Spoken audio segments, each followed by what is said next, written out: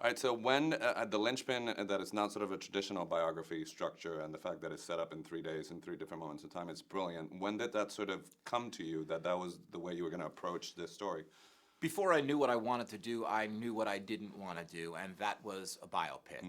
The cradle to grave structure that audiences are familiar with the character's greatest hits along the way. He did this, he did this, he did this, and then he went to the doctor, and then he died.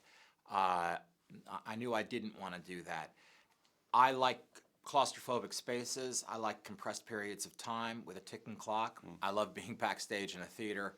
So after doing a lot of first-person research, spending many, many hours with the real people who are represented by characters in the film, as well as a few dozen other people who aren't represented in the film, I was able to identify personal conflicts in Steve's life with John Scully, with Steve Wozniak, with his eldest daughter Lisa, and so on.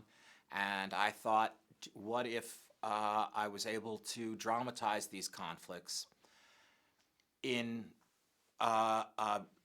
3 real-time scenes, all taking place backstage in the minutes before a product launch. Real-time, of course, being 30 minutes for you in the audience. It's the same as 30 minutes for a character on the screen. And, I had that "it's so crazy, it just might work" moment.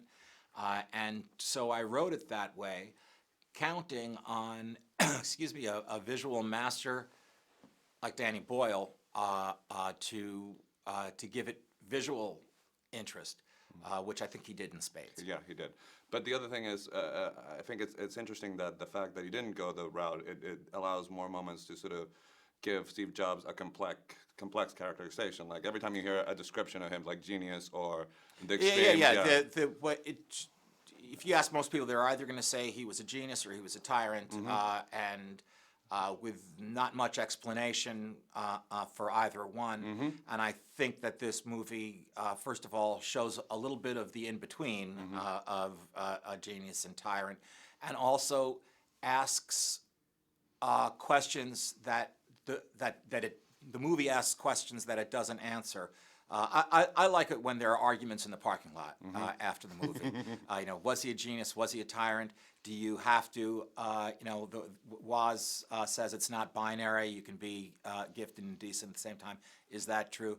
That kind of thing. Which you set me up for my next question in terms of that, because you've worked with filmmaking geniuses before. So in terms of the binary of that, of being able to be a genius and a decent person, has that been your experience working in the industry? My experience, I have worked with geniuses, most recently Danny Boyle. A more decent man you will not find.